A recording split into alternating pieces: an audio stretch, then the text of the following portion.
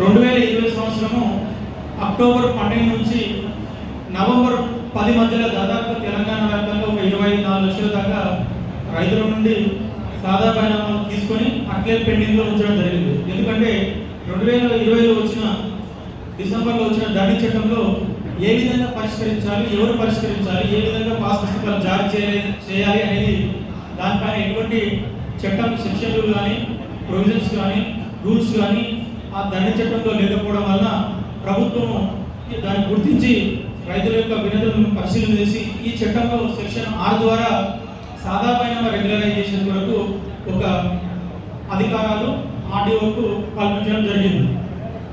అలాగే వారసత్వంగా వచ్చిన భూములకు మ్యుటేషన్ చేసే ముందు ఎంక్వైరీ, గతంలో మనము 1971 ఓల్డ్ చట్టం ప్రకారం ఎంక్వైరీ ఉన్నది. అయితే 2020 ధరణి చట్టంలో ఒక వ్యక్తి చనిపోతే అతని వారసులకు మన పౌతి సక్సెషన్ గ్రాంట్ చేయాలంటే ఎటువంటి విచారణ లేదు. అంటే ఒక వ్యక్తికి ఒక 4 కుటుంబ సభ్యులు ఉంటే ఆ చనిపోయిన వ్యక్తి 4 ఉంటే వేరే రాష్ట్రంలో వేరే దేశంలో స్థిరపడితే మిగతా 2 కుమారులు వచ్చి స్పాట్ బుక్ చేసుకుంటే తహసీల్దార్ ఇద్దరికి సక్సెషన్ చేయాల్సిందే. తహసీల్దార్కి ఎటువంటి ఎంక్వైరీ పవర్ లేదు. ఒకవేళ ఆయన 4 కొడుకున్నారని తెలిసినా కూడా ఎటువంటి ఆర్డర్ అధికారం కూడా తహసీల్దార్ లేదు. వాళ్ళు స్లాట్ బుక్ చేసుకుని వస్తే ఆటోమేటిక్గా 2 మాత్రమే సక్సెషన్ పౌతి చేస్తారు. అప్పుడు విచారణ లేదు. ఒకవేళ మిగతా 2 కొడుకులు వచ్చి తహసీల్దార్ దగ్గర దరఖాస్తు చేసినా కంప్లైంట్ చేసినా తహసీల్దార్కి ఎటువంటి మార్పు చేసే అధికారం లేదు, ఆర్డీఓ లేదు, కలెక్టర్ లేదు. కొన్ని చట్టంలో ఎవరికి అవకాశం లేదు. అంటే స్లాట్ ఏది బుక్ చేసుకుంటే ఒకరు బుక్ చేసుకుంటే ఒకరు చేస్తుంటే 2 బుక్ చేసుకుంటే 2 చేస్తుంటారు. ఇవి అప్పుడు అన్నదమ్ముల కుటుంబ సభ్యుల మొత్తం తగాదాలు వచ్చాయి. ఈ ఇష్యూస్ ను మనం రిజాల్వ్ చేస్తూ ఇప్పుడు ప్రభుత్వం ఈ చట్టంలో సెక్షన్ 7 ద్వారా కంపల్సరీగా తహసీల్దార్ నోటీసులు ఇచ్చి అందరికీ నోటీసులు ఇచ్చి విచారణ చేసి అవసరమైతే భూమి మీద విచారణ చేసి కంపల్సరీగా చుట్టుముట్టున్న పట్టదారుల యొక్క వాళ్ళ యొక్క వివరాలు తీసుకొని అది కరెక్టా కాదా నోటీసులు 7 రోజుల్లో నోటీసులు ఇవ్వాలి. మొత్తంగా ఈ యొక్క సక్సెషన్ అనేది 30 రోజుల్లో ముగించాలి. అంటే దరఖాస్తు పెట్టిన రోజు నుంచి 30 రోజుల్లో అది కరెక్ట్ ఉంటే విచారణ చేసి తహసీల్దార్ ఆర్డర్ పాస్ చేసి వాళ్ళకి పాస్బుక్ ఇవ్వాల్సి. ఒకవేళ 30 రోజుల్లో తహసీల్దార్ నిర్ణయం తీసుకోకుంటే ఒకవేళ మరుసటి రోజు 30 రోజులు దాటిన మరుసటి రోజు అంటే కంప్యూటర్ ఆటోమేటిక్గా దరఖాస్తు దానిపైన అది మ్యుటేషన్ చేసేసి ఆటోమేటిక్గా పాస్బుక్ జారీ చేస్తుంది. అప్పుడు ఆ విధంగా తహసీల్దార్ నిర్ణయం తీసుకోకపోవడం వల్ల అది ఎవరికైనా నష్టం జరిగితే మిగతా కుటుంబ సభ్యులకి తహసీల్దార్ దానికి బాధ్యత వహిస్తాడు. తహసీల్దార్ పైన చర్య తీసుకునే అవకాశం ఈ చట్టం కల్పిస్తుంది. కాబట్టి ఏ అధికారైనా తన దగ్గర ఎక్కువ రోజులు ఏ అప్లికేషన్ కూడా ఉంచుకోవడానికి ఈ చట్టంలో వీలు లేదు. తహసీల్దార్ దగ్గర 30 రోజులు, ఆర్డీఓ దగ్గర 60 రోజులు, కలెక్టర్ దగ్గర 90 రోజులు అప్పీల్ వ్యవస్థ ఉంది. కాబట్టి ప్రతి ఒక్క అధికారికి ఒక టైం బౌండ్ నిర్దేశించబడింది. ఆ టైం బౌండ్ లోపల చర్య తీసుకోవాలి. కంపల్సరీ చట్టం ప్రకారం ప్రతి ఒక్కరికి నోటీసులు ఇవ్వాలి. నోటీసులు ఇచ్చినప్పుడు మాత్రమే ఆ చర్య తీసుకోవాలి. గత చట్టంలో నోటీసులు అనేది లేదు. ఏ ఇష్యూ ఉన్నా మనం సివిల్ కోర్టు ద్వారా పరిష్కరించుకోవాల్సి గత చట్టంలో ఉంది. అలాగే తప్పు చేసినట్టు అనిపిస్తే ఇంకొక పార్టీ అవతల పార్టీకి వెంటనే 30 రోజుల్లోనే ఆర్డీఓ దగ్గర అప్పీల్ ఫైల్ చేస్తే తహసీల్దార్ చేసినటువంటి ఆ యొక్క మ్యుటేషన్ ప్రొసీడింగ్స్ తెప్పించుకొని పరిశీలించి మళ్ళీ ఆర్డీఓ 60 రోజుల్లో 2 కోట్ల నోటీస్ ఇచ్చి తహసీల్దార్ చేసి కరెక్టా తప్పు అనేది నిర్ణయించి ఒకవేళ తప్పు చేస్తారంటే దాన్ని సరిదిద్దడం, ఒకవేళ కరెక్ట్ చేస్తే కన్ఫర్మ్ చేయడం అనేది జరుగుతుంది. ఒకవేళ ఆర్డీఓ ఇచ్చిన ఆర్డర్ కూడా ఎవరికైనా నచ్చకపోతే ఏ పార్టీకైనా నచ్చకపోతే మళ్ళీ 2వ అప్పీల్ వ్యవస్థ ఈ చట్టంలోకి కలెక్టర్ గారు 2వ అప్పీల్ వ్యవస్థ ఇట్లా ఈ విధంగా మనకు ఉన్నత అప్పీల్ వ్యవస్థ ఉంది. అలాగే ల్యాండ్ ట్రిబ్యునల్స్ కూడా వస్తున్నాయి మన జిల్లాలో కూడా. ఆ ల్యాండ్ ట్రిబ్యునల్ వస్తే కలెక్టర్ గారు ఇచ్చిన ఆర్డర్స్ పైన మీకు అర్థం ఉంటే ల్యాండ్ ట్రిబ్యునల్ వెళ్ళి కూడా మనం ఆ సమస్యను పరిష్కరించుకోవాలి. సివిల్ కోర్టు ఒక సమస్య పరిష్కరించుకుంటే మినిమం 4-5 ఏళ్ళు పడుతుంది. అదే రెవెన్యూ కోర్టులు అంటే 60 నుంచి 90 రోజుల్లో ఈ సమస్య పరిష్కారం అయితే ఆఫీస్ చుట్టూ కూడా రైతు కూడా ఎక్కువ తిరగాల్సిన అవసరం లేదు. అంతా ఆన్లైన్ ఉంటుంది. మాన్యువల్ ఇచ్చేది ఏమి ఉండదు. ఈ భూభాగంలో ప్రతి ఒక్కటి ఆన్లైన్ ఆర్డర్ పాస్ చేయాలి, అంతా ఆన్లైన్లో ఉంటుంది. ఇది ఈ చట్టం వ్యక్తులు ఒకటి ముఖ్యమైన అంశం. అలాగే ఈ చట్టం ద్వారా ప్రతి ఒక్క భూమికి ప్రతి ఒక్క పాసిల్కి ఒక భూధార్ నెంబర్ అని ఇస్తారు. మనకి మనుషులు ఎంతైతే ఆధార్ నెంబర్ ఆధార్ నెంబర్ ఉంటాయి, మన పేరు, తండ్రి పేరు, మన అడ్రస్ వివరాలు ఏదైతే ఉంటూ ప్రతి ఒక్క భూమి యొక్క పాసిల్కి ఒక భూధార్ నెంబర్ ఇస్తారు. కెమెరా ప్రజలుగా మనకు భవిష్యత్తు తెలంగాణ ప్రభుత్వం రాష్ట్రంలో ప్రతి ఇంచులు సరిపడి ఇవ్వడం జరుగుతుంది. అంతకంటే ముందు ఏం చేసినట్టే మనము సర్వే చేసే ముందు మ్యాప్ లైసెన్స్ వ్యవస్థ అమలులోకి వచ్చాక మ్యాప్ తయారయ్యాక రిజిస్ట్రేషన్ పోతే తహసీల్దార్ అప్పుడు ఒక టెంపరీ భూదార్ నెంబర్ ఇస్తారు. ఆ భూదార్ నెంబర్ ఏముంటాయంటే ఆ భూమి యొక్క లాంగిట్యూడ్ అంటే అక్షాంశ రేఖాంశాలు, ఆ భూమి యొక్క డీటెయిల్స్ అన్ని ఏం పట్టా భూమి ప్రభుత్వ డీటెయిల్స్ అన్ని ఒక క్లియర్గా ఆ భూమి మనం ఆ భూదార్ నెంబర్ ఇస్తే మన గూగుల్లో ఒక యాప్ ఉంటుంది, మన గూగుల్ యాప్లో వెంటనే చేస్తే ఆ భూమి పొజిషన్ మొత్తం డీటెయిల్గా మనకు తెలుస్తుంది. కొనుగోలు చేసే వ్యక్తులకు డైరెక్ట్ ఏ దేశంలో ఉన్నా ఆ భూమిని మనం చూసుకోవచ్చు ఏ విధంగా ఉన్నది. ఇది టెంపరీ భూదార్ కార్డు ఇస్తారు. ఆ తర్వాత తెలంగాణ ప్రభుత్వం డీటెయిల్గా సర్వే చేసినాక ఇప్పుడు ప్రతి పొందానికి కూడా పర్మనెంట్ భూదార్ అని ఇవ్వడం జరుగుతుంది. ఇంకొకటి ఈ చట్టంలో ఒకటి ఏంటంటే మనకు ఆర్వార్ చట్టం అంటే ఏంటంటే మనకు 1945 నుంచి 2020 దాకా ఉన్నటువంటి 3 చట్టాలు ఆర్వార్ చట్టంలో ఓన్లీ వ్యవసాయ భూములకి ఆర్వార్ చట్టం ఉంటుంది. రికార్డ్ ఆఫ్ రైట్స్ ఆర్వార్ అంటే ఏంటంటే రికార్డ్ ఆఫ్ రైట్ భూమి హక్కుల రికార్డ్ అంటే తెలుగులో. ఈ ఆర్వార్ ఓన్లీ వ్యవసాయ భూములకు మాత్రమే ఆర్వార్ ఉంటుంది.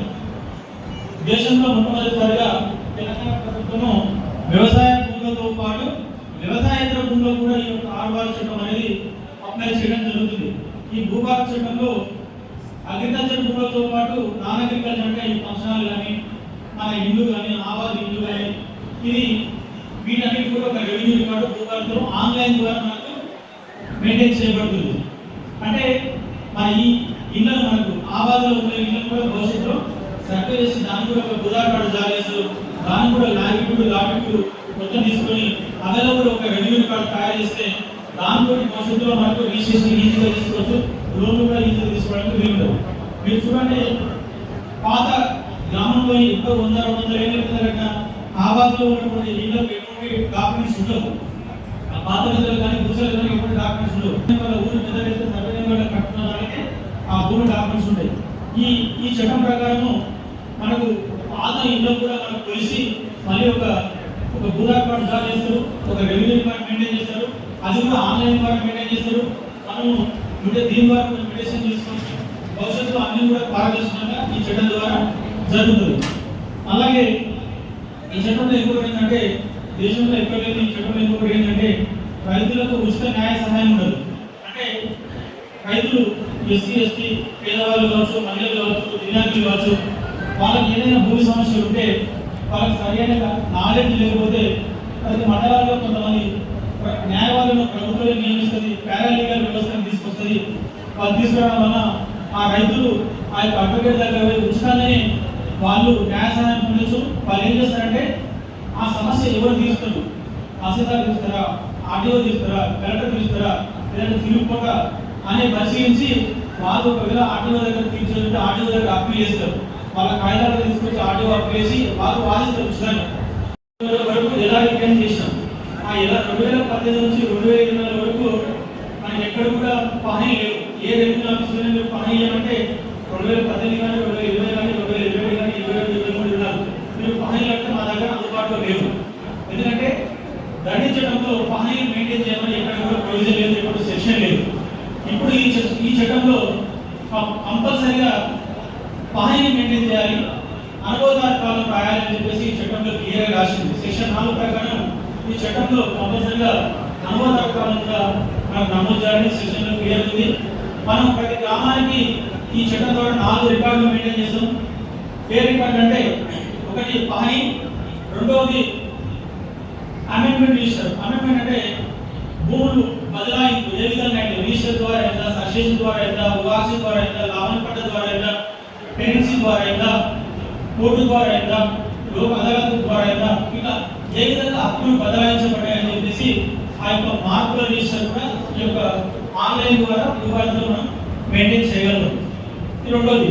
మూడవది ప్రభుత్వ భూముల రిజిస్టర్. అంటే ఆ గ్రామంలోని ప్రతి ప్రభుత్వ భూమికి ఒక ఖాతా ఇచ్చి ఆ గ్రామంలో ఉన్నటువంటి గొప్ప భూములు కానీ, ఎటువంటి భూములు కానీ, ఉడాన్ కానీ, సీలింగ్ కానీ ఈ ప్రభుత్వ భూములు అన్నీ కూడా ఆన్లైన్ ద్వారా మనం ఒక రిజిస్టర్ మెయింటైన్ చేస్తాం.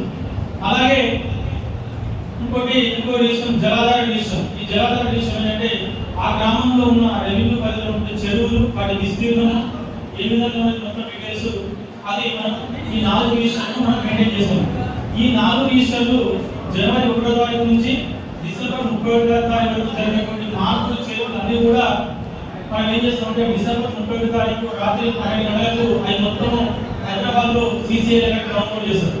ఆ పని ఈ 4 విషయాలు ఆన్లైన్ ద్వారా డౌన్లోడ్ చేసి మాకు మరుసటి రోజు అన్ని మండలాలకు తెలంగాణలో ఉన్న అన్ని మండలాలకు పంపిస్తారు. ఎన్ఆర్ఆర్స్కి, ఆర్డీఆర్స్కి, కలెక్టర్స్కి అట్లా పంపించడం వల్ల మీకు ఎవరైనా పహాని కావాల్సి వచ్చినా మ్యూటేషన్ ఏ విధంగా జరిగిందన్నా మీకు గ్రామంలో ఉన్నటువంటి ప్రభుత్వ భూములు ఏమైనా వివరాలు కావాల్సి వస్తే డైరెక్ట్గా 10 రూపాయలు కడితే మీరు ఆన్లైన్లో 10 రూపాయలు కడితే మీకు ఆటోమేటిక్గా ఆ యొక్క సర్టిఫైడ్ కాపీ అనేది తహసీల్దార్ డివిజన్ సైన్ తోటి ఇష్యూ చేయబడుతుంది.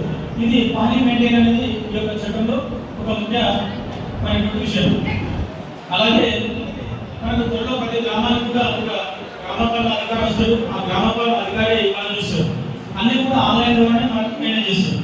అలాగే ఇంకొకటి ఎవరైనా ప్రభుత్వ భూములను కానీ సీలింగ్ భూములు కానీ వక్కు కానీ డెవలప్మెంట్ కానీ ఇప్పుడు ఎవరైనా తప్పుగా పట్టాలు పొందితే గత చట్టంలో క్యాన్సల్ చేసే అధికారం మాకు లేకుంటే ఈ చట్టంలో నోటీసులు ఇచ్చి CCA గారు చీఫ్ కమిషనర్ ల్యాండ్ అక్విజిషన్ గారు వారే నోటీసులు ఇచ్చి ఆ పట్టాలు తప్పుడు పట్టాలు పొందిన రైతులకు నోటీసులు ఇచ్చి వారి యొక్క పట్టాలు క్యాన్సల్ చేసి ఒకవేళ ప్రభుత్వ విధానం అయితే క్యాన్సల్ చేసేదని ప్రభుత్వ కస్టడీలోకి తీసుకోవడం ఈ చట్టంలో ఒక ప్రొవిజన్ కాదు.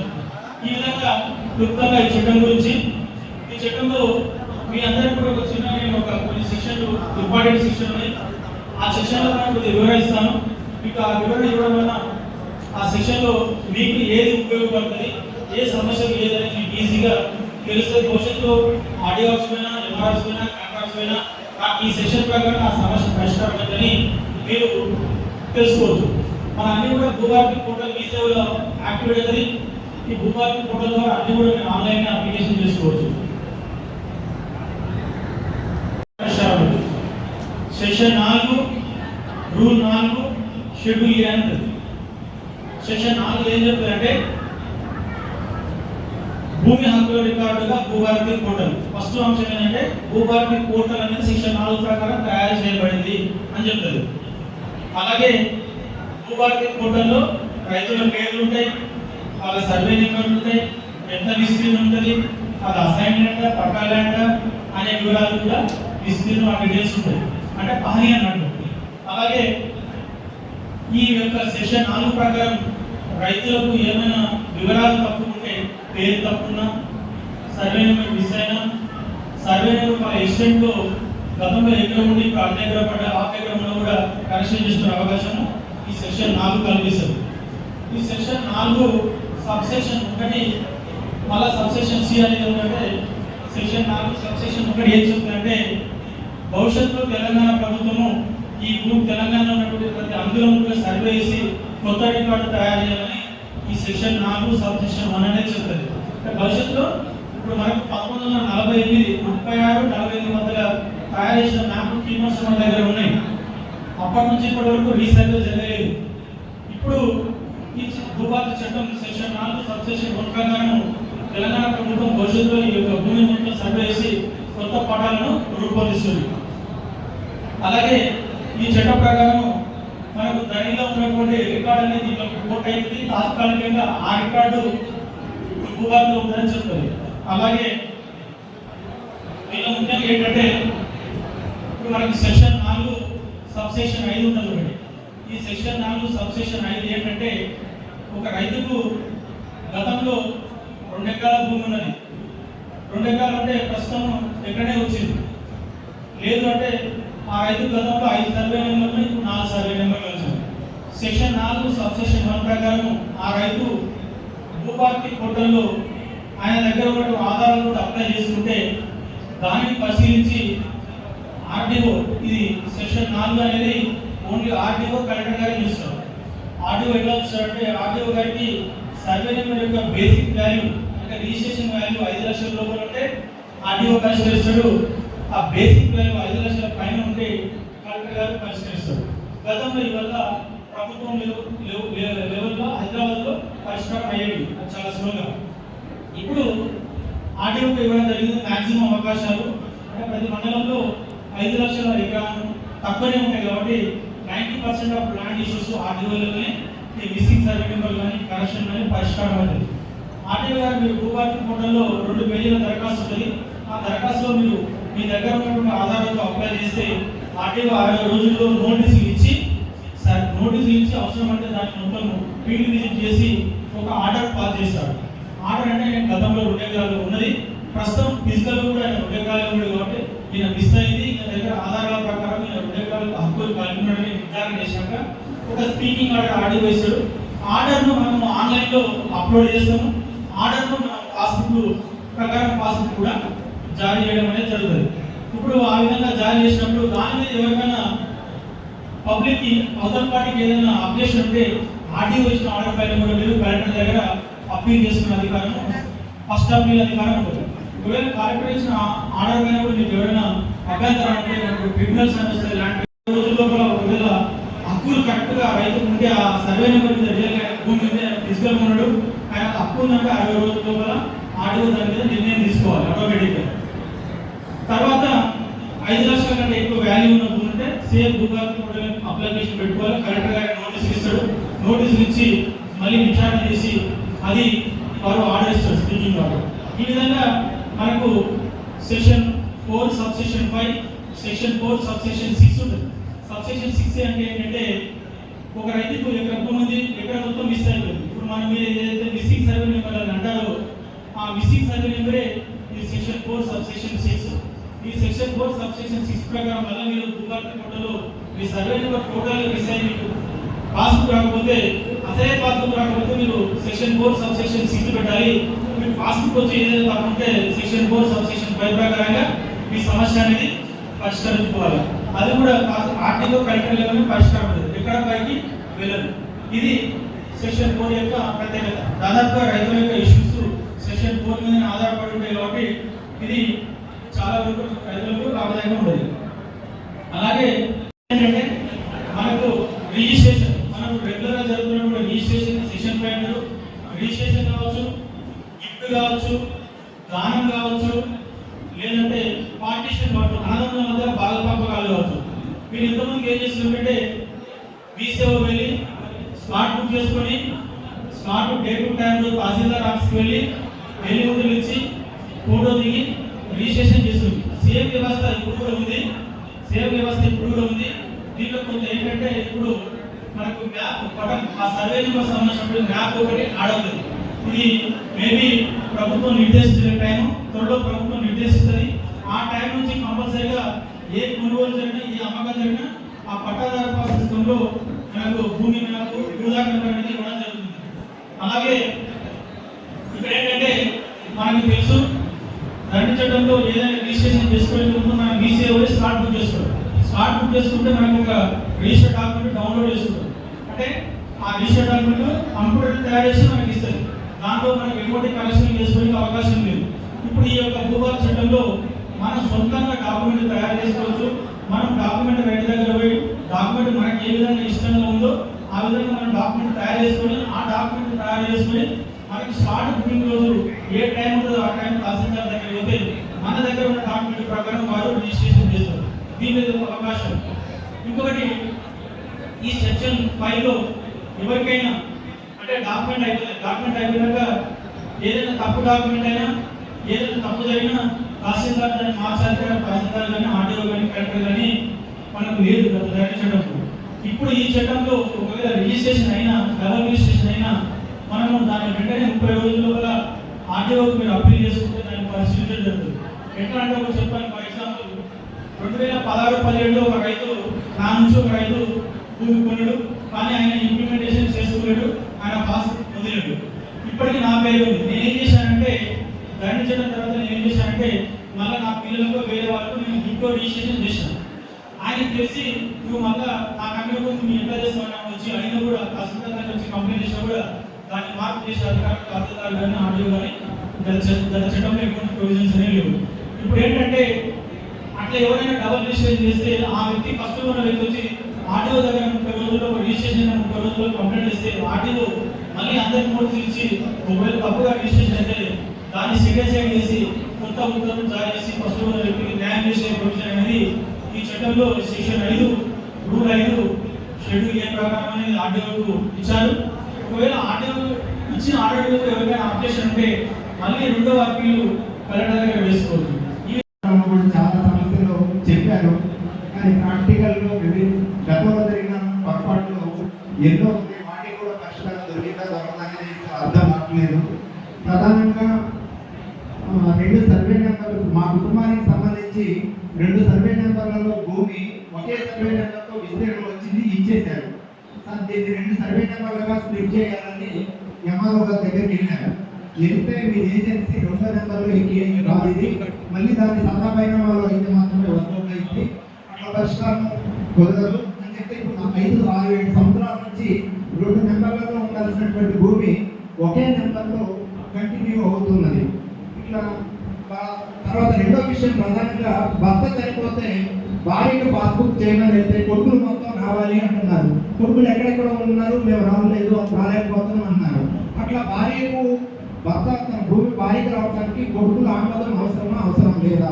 అట్లా కొడుకులు రాకపోవడంలో 5-6 సంవత్సరాల నుంచి వాళ్ళకి పడాల్సినటువంటి రైతు బంధు కానీ రైతు బీమా కానీ రకరకాల వసతులు మొత్తం కూడా పోతున్నాయి. మూడవది ఏజెన్సీలో పిల్లలకు పసుపు ఇచ్చేటటువంటి భూమిని మ్యారేజ్ అయిన తర్వాత ఆడపిల్లలతో ట్రాన్స్ఫర్ చేయమంటే వాళ్ళ ఇళ్ల పేర్లు మార్చి మేము చేయము అని చెప్తున్నారు. అంటే పసుపు గిఫ్ట్ కూడా దాదాపు ఈ ధరణి వచ్చిన తర్వాత 6-7 సంవత్సరాల నుంచి ఈ ఏజెన్సీ 4 మండలాల్లో బ్లాక్ చేశారు. నాలుగో విషయం ఏంటంటే ఇక్కడ వేలాది ఎకరాలు ఎప్పటి నుంచో వారసత్వంగా వచ్చేటటువంటి భూములు, వేలాది ఎకరాల భూములను ఆన్లైన్ చేయకపోవడం వల్ల వాళ్ళకి అసలు రైతులకు పాస్బుక్ అసలు రావట్లేదు. పాస్బుక్ కోసం అయితే మీది ఆన్లైన్లో లేదు, మీరు చేయట్లేదు అని చెప్తున్నారు. దానిలో 33 మాడ్యూల్లో చేయమంటున్నారు. 33 మాడ్యూల్లో ఒక్క సమస్య కూడా పరిష్కారం అవ్వట్లేదు ఇక్కడ. తర్వాత వారసత్వ భూములకు దరఖాస్తు చేస్తున్న వారసులందరూ రమ్మంటారు, నోటీసులు ఇవ్వమంటే రెవెన్యూ వాళ్ళు నోటీసులు ఇవ్వరు. వాళ్ళకి సంబంధించినటువంటి కుటుంబ వ్యవహారాలు సమస్యలు కుటుంబ సభ్యులందరూ రావు. దాదాపుగా ఈ రెవెన్యూలో ఉన్న ఈ మండలంలో 4 రెవెన్యూ గ్రామాల్లో ఒక్క సమస్య కూడా ఈ 7 సంవత్సరాల నుంచి 2018 నుంచి 2025 వరకు ఒక్క సమస్య కూడా పరిష్కారం కాలేదు. ఇప్పుడు ఆర్టీఓ గారు ఉన్నారు కాబట్టి భర్త భూమి భార్యకి రావడానికి కొడుకులు రావాలా రావద్దా, స్లాట్ బుక్ చేసుకోవాలా వద్దా అనేది ఒకటి. తర్వాత రెండోది మీరు మంచి క్వశ్చన్ అడిగారు. కంపల్సరీ ఈ చట్టం కూడా ఏంటంటే ఈ చట్టం ప్రకారం కూడా ఎన్టీఆర్ వయలేషన్ అస్సలు కావద్దని క్లియర్ ఫస్ట్ సెక్షన్ చెప్తుంది. ఎన్టీఆర్ వయలేషన్ అంటే ఏజెన్సీ హక్కుల వయలేషన్ కావద్దని ఈ చట్టం ఫస్ట్ చెప్తుంది. అర్థమైనా ఫస్ట్ పాయింట్ అంటే ఏజెన్సీ హక్కులు ఎస్సీల హక్కులు పరిరక్షించాలని చట్టం చెప్తుంది. ఇక్కడ ఏంటంటే మీరు మొట్టమొదటి ఏమంటే ఒక సక్సెషన్ పౌతి మంజూరు చేసినప్పుడు భర్త చనిపోయాడు, భార్యకు చేయాలంటే మనకు పిల్లలు ఎవరు అప్లికేషన్ పెడుతున్నాడు. ఇప్పుడు కూడా కంపల్సరీ పిల్లలు రావాల్సిందండి. కంపల్సరీగా వాళ్ళు భార్య ఫస్ట్ అప్లై చేసుకోమని బీసీలో భార్య అప్లై చేసుకున్నాక 7 రోజులు ఇప్పుడు నోటీస్ ఇచ్చే అధికారం ఉంది. పోయిన చట్టంలో నోటీస్ ఇచ్చే అధికారం లేదు కాబట్టి ఈసారి కంపల్సరీ నోటీస్ ఇస్తాము. నోటీస్ ఇచ్చి వాళ్ళు కంపల్సరీ నోటీస్ ఏదో ఒక ఆన్సర్ ఇవ్వాలి. నోటీస్కి రెస్పాండ్ కాలేదంటే వాళ్ళు ఒప్పుకున్నట్లే. అర్థమైనా నోటీస్ వాళ్ళు ఆన్సర్ ఇవ్వాలంటే ఒప్పుకున్నట్లే కాబట్టి ఆర్డర్ ఫేవర్గా పాస్ చేస్తాం. ఒకవేళ వాళ్ళు అబ్జెక్షన్ ఇస్తే అబ్జెక్షన్ వ్యాలిడిటీ ఉంటే దాన్ని మనము స్పీకింగ్ ఆర్డర్ ఇచ్చి అది రియల్గా వ్యాలిడిటీ ఉండాలి అని చెప్పేసి దాన్ని బట్టి తహసీల్దార్ ఆమోదించవచ్చు, రిజెక్ట్ చేయవచ్చు. ఇది దీంట్లో క్లియర్ ఉంది. ఇప్పుడు వాళ్ళు ఎటువంటి రెస్పాండ్ కాకపోతే కంపల్సరీ ఆటోమేటిక్గా చేసి పడేస్తుంది. దాని ఇబ్బంది ఏం లేదు, అది నాకు ప్రాబ్లం రాదు. ఒకవేళ వాళ్ళు అటెండ్ అయ్యి ఏదైనా అబ్జెక్షన్ ఇస్తే కొద్దిగా పరిశీలించి దాంట్లో రియల్గా వాళ్ళ దగ్గర ఏదైనా ఉంది అంటే దాన్ని బట్టి నిర్ణయం తీసుకుంటారు. ఒకవేళ ఆడ మీకు న్యాయం జరగలేదు అనుకో తహసీల్దార్ రిజెక్ట్ చేస్తే మీరు ఎమ్మడే వచ్చి ఆటో దగ్గర అప్పీల్ చేసుకునే అధికారం ఉంటుంది. ఆటో దగ్గర న్యాయం చేసుకుని చట్టంలో కలెక్టర్ దాకా ఉంది. ఎట్లా పసుపు మీద డైరెక్ట్ ఇంప్లిమెంట్ చేసి చట్టంలో లేదు. గిఫ్ట్ చేసుకోవాలి డైరెక్ట్గా. గిఫ్ట్ అంటే ఏజెన్సీ ఏరియాలో చూడాలి. ఏ ఫామ్ ఎల్ ఫామ్ ఉంటుంది మళ్ళీ దానికి ఏజెన్సీ ఏరియాలో మీరు వాళ్ళ వల్ల ఒకవేళ ఎస్టీ అయితే అది ఒప్పుకుంటుంది, ఎస్టీ లేకపోతే అది యాక్సెప్ట్ చేయదు. అంటే పాస్బుక్ ఉంటుంది, బిడ్డకు పాస్బుక్ చేయాలి కదా, అది యాక్సెప్ట్ చేస్తారు. దాంట్లో అయితే యాక్సెప్ట్ చూడలేదు. చెప్పాలంటే మనకు ప్రొవిజన్ అయితే ఎక్కడ లేదు. ఎందుకంటే ఏజెన్సీ ఏరియా ఓన్లీ ఎస్టీలకు మాత్రమే డైరెక్ట్ ఉంది. ఎస్టీలకు అయితే మీరు చెప్పింది మేము చేసేస్తాం ఉంది పార్టీ. ఒకవేళ నాన్ ఎస్టీస్ ఏంటంటే ఈ చట్టంలో అయితే ప్రొవిజన్ లేదనుకుంటా చెప్తాను. నాకు అన్ని హక్కులకి నాకు పాస్బుక్ అయింది, ఏజెన్సీ చట్టం ప్రకారం నాకు పాస్బుక్ అయింది. అవును వచ్చింది. ఏజెన్సీ చట్టం ప్రకారం తల్లి కానీ తండ్రి కానీ నాన్ ట్రైబల్ అంటే నాన్ ట్రైబల్ ట్రైబల్ కానీ ఇష్యూ రాలేదు. ట్రైబల్ ఇష్యూ ఏం లేదు. నాన్ ట్రైబల్ చట్టాలకు అనుగుణంగానే నాకు పాస్బుక్ వచ్చింది. ఇవేం చేసినట్టే బిడ్డకు కొడుకు దాన్ని గిఫ్ట్ కింద ఇస్తావు కాబట్టి కంపల్సరీ దీనికి పర్మిషన్ అయితే కలెక్టర్కి పోతుంది. ఎందుకంటే డైరెక్ట్గా నీకు సిస్టమ్ నాకు యాక్సెప్ట్ కాదు. నీకు ఇంకా నీకు దీనిపైన ఇంకా మనకి ఏంటంటే మనకు జూన్ 2 రోజులు డీటెయిల్గా మనకు సిస్టమ్ ఓపెన్ అవుతుంది. అప్పుడు నీకు క్లారిటీ ఇంకోటి కుటుంబంలో మొన్న 2018లో అన్నదమ్ములు భూమి తండ్రి చనిపోతే కుటుంబంలో పెద్దలు ఎవరినైనా పాస్బుక్ అవుతుంది. తర్వాత తెలుసుకొని వేరే వాళ్ళు వస్తే మీరు చెప్పిన క్వశ్చన్ కరెక్ట్. ఇది చాలా వరకు జరిగినాయి. అంటే ఒక కుటుంబంలో గత ధరణి చట్టంలో ఎప్పుడంటే ఒక వ్యక్తి కింద ముందు చెప్పాను, ఒక ఇద్దరు కొడుకులు ఉంటారు. ఒక కొడుకు ఎక్కడ భద్రానికి పోయాడు, ఇంకో కొడుకు సింగిల్ ఉన్నాడు. ఆయన పోయి స్టార్ట్ బుక్ చేసుకొని తహసీల్దార్ పోయి ఆ రోజు నేను పైన కొడుకు అని చెప్పేసి ఆయన స్టేట్మెంట్ ఇచ్చేస్తే ఆయన కొడుకు ఒకరి కొడుకునే సక్సెషన్ అయిపోయింది, పోతే పాస్బుక్ వచ్చేది. అప్పుడు రెండో కొడుకు వచ్చి తెలుసుకొని వచ్చేసి ఎంఆర్ దగ్గర కంప్లైంట్ చేసిన, ఆర్డీఓ దగ్గర కంప్లైంట్ చేసిన, కలెక్టర్ దగ్గర కంప్లైంట్ చేసిన, ఎటువంటి న్యాయం అనేది చేసే అవకాశం గత చట్టంలో లేదు. నేను సివిల్ అంటే సివిల్ కోర్టుపై పరిష్కారం చేసుకోండి. ఇప్పుడు ఈ చట్టంలో సెక్షన్ 7 కింద క్లియర్గా అట్లా ఏం లేదు. సెక్షన్ 7 ఏం చెప్తుందంటే క్లియర్ కంపల్సరీగా సక్సెషన్ చేసినప్పుడు అందరికి నోటీస్ ఇవ్వాలి. ఒకవేళ ఏదైనా తప్పుడు సక్సెషన్ అయితే కంపల్సరీగా అతను ఆర్డీఓ దగ్గర అప్పీల్ చేసుకుంటే అది ఒకవేళ తప్పుడు సక్సెషన్ అయితే ఆర్డీఓ దాన్ని క్యాన్సల్ చేసి మళ్ళీ ఫ్రెష్ సక్సెషన్ చేపిస్తుంది. అది ఇప్పుడు ఉంది. రాలేదని పానీలో కంటిన్యూగా అప్లికేషన్ చేస్తుంది. వాటిని ఆన్లైన్ మన రెగ్యులర్ చేయట్లేదు. ఓకే, మీరు అందరూ కూడా అంటే ప్రజెంట్ కూడా ఉందా? సెక్షన్ 4 ఏం చెప్తుందంటే సెక్షన్ 4 సబ్సెక్షన్ 5లో క్లియర్ ఉంది. సెక్షన్ 4 సబ్సెక్షన్ 5లో క్లియర్ ఉంది. ఒక రైతుది ఏదైనా 2 సెక్షన్ మిక్స్ చేసి చెప్తున్నా, ఒక రైతుకు పహానీలో రెగ్యులర్గా వస్తే పట్టాదారు పాస్బుక్ రాకపోతే అతన్ని ఎక్కించి అతను మీ సేవలో కానీ లేదంటే డైరెక్ట్గా ఈ మనకు వచ్చే జూన్ నుంచి మనకు వచ్చే సంవత్సరం 4 నెల 14 తారీఖు దాకా వాళ్ళు వచ్చి మన గ్రామాల్లో మన ఆఫీసర్ పోతే డైరెక్ట్ వాళ్ళకి అప్లికేషన్ చేస్తున్నా ఆ రికార్డులను పరిశీలించి ఎక్కించమనేది ఆ సెక్షన్ 4 సబ్సెక్షన్ 5 వరకు క్లియర్ చెప్తుంది. దాని ఒకవేళ పనిలో ఉండి ఆయన రైతు హక్కులు అంటే 60% ఎక్కిస్తారు. మెయిన్గా పక్క రైతులకి పాస్బుక్ అవుతుంది, నా నెంబర్కి పక్క రైతుకి విస్తీర్ణం పడుతుంది. అంటే ఎట్లా పడుతుంది? అది ఒకటి అనేక ధరణియాలు ఏం చేశారంటే కొన్ని చోట్ల జరిగినాయి. నా భూమి డైరెక్ట్గా ఇంకో రైతు మీద నమోదైంది.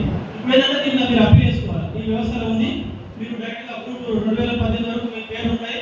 2018 తర్వాత వేరే పేరు వస్తుంది. ఆ సభ్యులను గుర్తుపడతాం మనం ఎప్పుడైనా సరే. ఒక రైతు నుంచి ఇంకొక రైతు పోయినప్పుడు ఒకటైనా ఎక్స్ట్రా వస్తుంది. ఆ ఒకటి మనకు మేము గుర్తుపడతాం డైరెక్ట్గా తప్పు జరిగిందని. అట్లా జరిగినప్పుడు ఏం చేస్తామంటే నోటీస్ ఇచ్చి 2 పార్టీలు పిలిపించి అవసరమైతే బిల్ ఎంక్వైరీ చేస్తాము.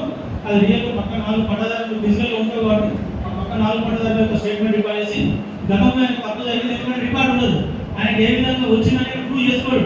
కాబట్టి మనం దాన్ని క్యాన్సిల్ చేసేసి తక్కువ జరిగింది వితౌట్ రికార్డ్ అని చెప్పేసి తహసీల్దార్ ఆర్డీఓ చూసుకుంటుందని డైరెక్ట్ ఒక స్పీకింగ్ ఆర్డర్ దాన్ని ఆ స్పీకింగ్ ఆర్డర్ వచ్చి మనం ఆన్లైన్లో అప్లోడ్ చేస్తాం. ఒకవేళ ఆయన ఏం చేస్తారంటే అవతలైన వల్ల నేను తప్పు చేసిన ఆర్డర్ కావాలని నాకు తీసేసిన మనం అప్పీల్ చేసుకోవచ్చు. కరెక్ట్, అవతలైన హక్కులు ఎక్కువడానికి అప్పీల్ చేసుకోవడం.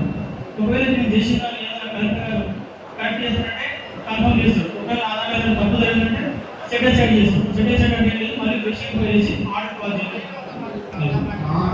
నాదే పర్సనల్ సార్, నాదే పర్సనల్ 99 సర్వే నెంబర్ల ద్వారా ఏజెన్సీ 2 నెంబర్లలో భూమి ఒక పాస్బుక్ అంటే ఇంకొకటి అంటే నేను ఒకటి ఈ మండలంలో కొన్ని స్పెసిఫిక్ కేసులు ఉన్నాయి. ఈ చట్టం ప్రకారం కాదు కానీ అవి ఏంటంటే కొన్ని పెద్ద సర్వే నెంబర్లు ఉంటాయి. నెక్స్ట్ సర్వే నెంబర్స్ 1000 ఎకరాలు ఉంటాయి. అవి సర్వే చేసి ఆల్రెడీ కొన్ని గ్రామాల్లో సర్వే చేసి కరెక్షన్ చేసి కొన్ని ఇక్కడ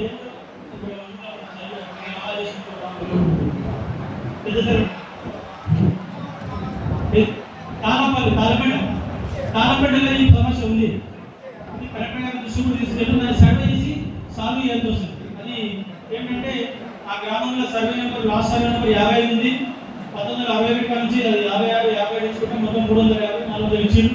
ఆ దాన్ని వచ్చిన తర్వాత అంతా అది గవర్నమెంట్ సర్వే నెంబర్ వచ్చి డిఫరెంట్ ఉంటుంది. అది ఆల్రెడీ కరెక్ట్ తీసుకెళ్ళి దాన్ని సర్వే చేయాల్సి వస్తుంది. అది కొంచెం సమయం పడుతుంది.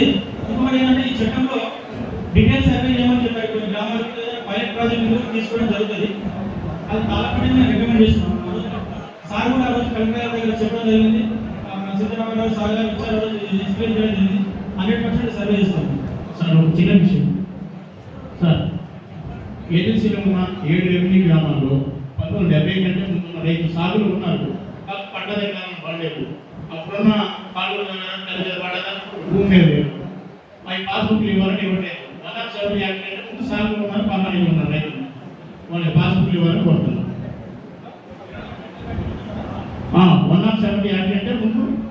ఆస్తిలో ఉన్నారు, కానీ పట్టాదారు కాలంలో లేదు. అంటే అప్పుడు ఇప్పుడున్న పట్టాదారు అంటే యాక్సిడెంట్ ఉంది కదా సార్. నీకు ఎక్కడ వచ్చింది భూమి? సార్ వాళ్ళు వచ్చింది అంటే వాళ్ళు 107 యాభై కొనుక్కున్న రోజులు ఏమైనా పట్టాదారు కాలం వేరే వాళ్ళు ఉన్నారు. నాకు అర్థమైంది. అంటే నా డ్రైవరు 1970 కంటే ముందు కొనుగోలు చేసాడు, అతను 1970 కంటే ముందు పానీలో ఉన్నాడా? వాళ్ళు ఉన్నారు 1970 కంటే ముందు ఉన్నాడా? 69, 69, 60 ఆ తర్వాత కూడా ఇప్పుడు ఉన్నాడు. ఎన్టీఆర్కి ఫిజికల్ పొజిషన్ ఉన్నాడా? ఉన్నాడు సార్. ఆ చేసిన వాళ్ళు వరుసగా ఉన్నారు మళ్ళీ వాళ్ళకి. ఆ చేసిన ఓకే, థ్యాంక్ యూ. అది ఎన్టీఆర్ చట్టం, ఈ చట్టం కింద ఏమది? అనుకూలంగా రాసుకోవడం జరిగింది. దాంట్లో చాలా రకాలైనటువంటి విషయాలు ఉన్నాయి. వీటన్నిటితో మేము పోదలుచుకోలేదు, సమయం తక్కువ ఉంది కాబట్టి ఆర్టీఓ గారు వారు చెప్పినటువంటి సమస్యలు ఏవైతే ఉన్నాయో వాటి మీద ఒక సాధారణ రైతుగానో సాధారణ వ్యక్తిగానో ఒక పార్టీ కార్యకర్తగానో కొన్ని డౌట్స్ ఉన్నాయి, అవి అడగాలనుకుంటున్నాను. గౌరవ ఆర్టీఓ గారు, మీరు చెప్పేది ఏంటంటే మాది పెనుపల్లి గ్రామం గౌరవానికి సంబంధించి సుమారు 100 సంవత్సరం నాటి సమస్య ఉంది. ఇక్కడ ఉన్నటువంటి రైతులు ఎవరైతే ఉన్నారో వాళ్ళు ఏళ్ల తరబడి పట్టాదారు పాస్ పుస్తకాల కోసం ఎదురు చూస్తున్నారు. మరి ఎక్కడ వాళ్ళకి న్యాయం జరుగుతుంది? ఎందుకంటే ఏజెన్సీ నాన్ ఏజెన్సీ, అసలు భూమి పుట్టినప్పుడు అది ఏజెన్సీ నాన్ ఏజెన్సీ అనేది మనకి ఎవ్వరికీ తెలియదు. చట్టాలు తయారైనప్పుడు మాత్రమే ఏజెన్సీ నాన్ ఏజెన్సీ అని తెలిసింది. మరి చట్టాలు తయారైన తర్వాత ఆ భూమిలో ఏది ఏజెన్సీ అయింది, ఎందుకు నాన్ ఏజెన్సీ అయింది అనే దాని గురించి కూడా ఈ భూభారత చట్టంలో కొంతవరకు మనకి మెలకువలు అయితే ఉన్నాయి, క్లియర్గానే ఉన్నాయి.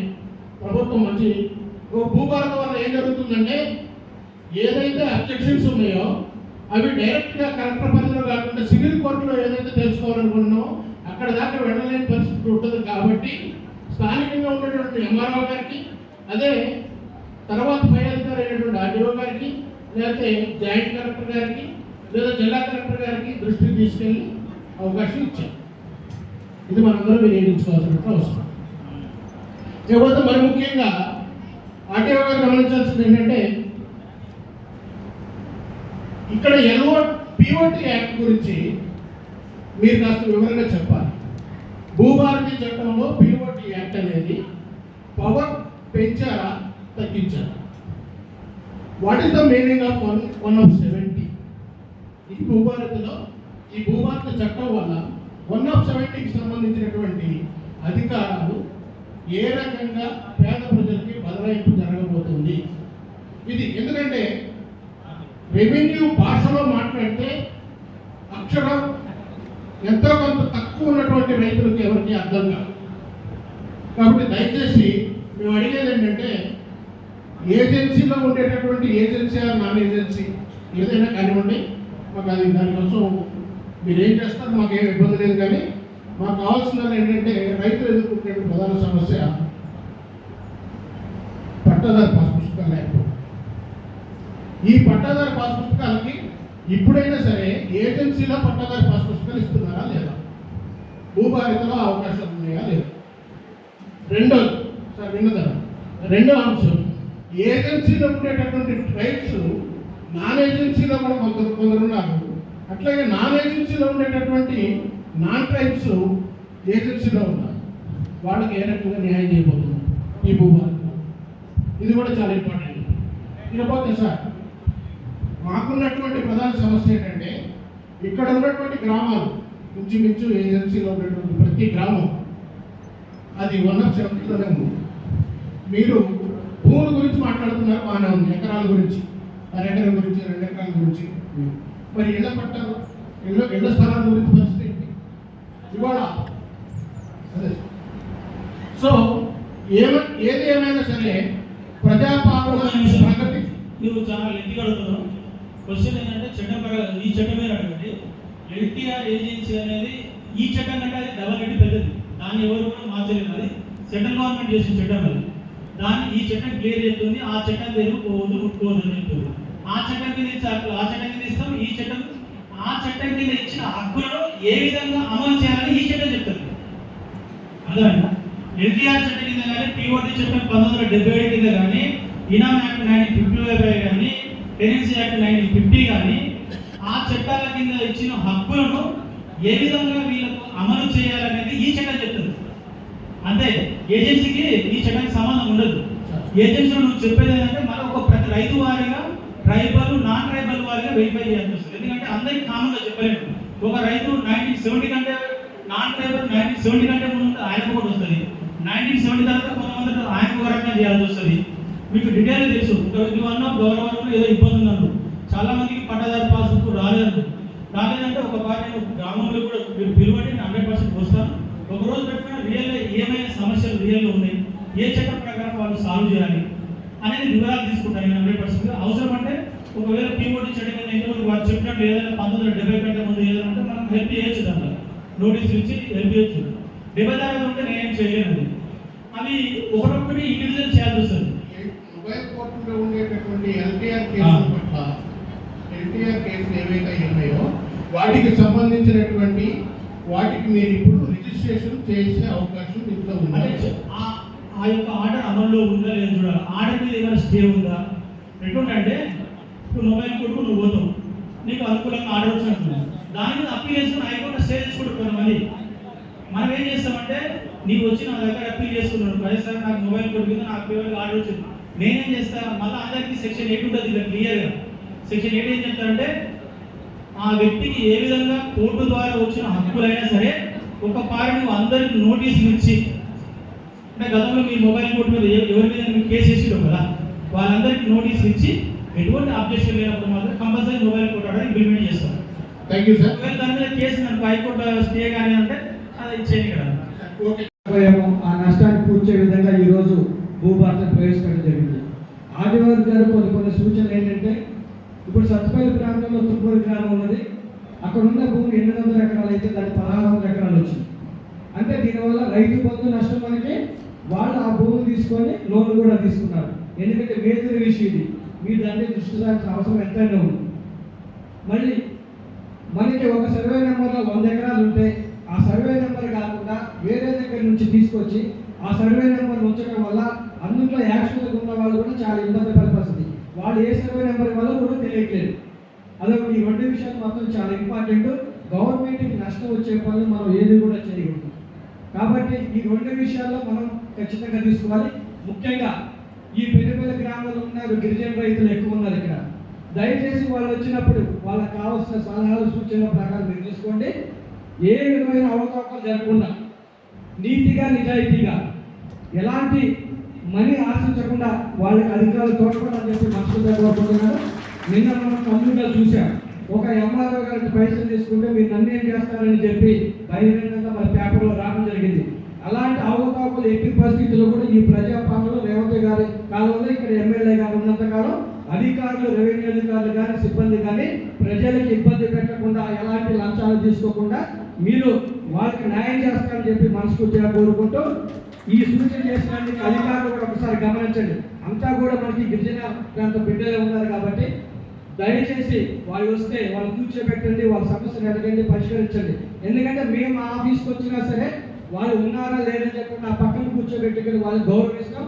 అదే గౌరవానికి మనకి ఆఫీస్కి వచ్చినప్పుడు మీరు అందరూ కూడా గౌరవించాలని చెప్పి మనస్ఫూర్తిగా తెలుసు. Thank you very much.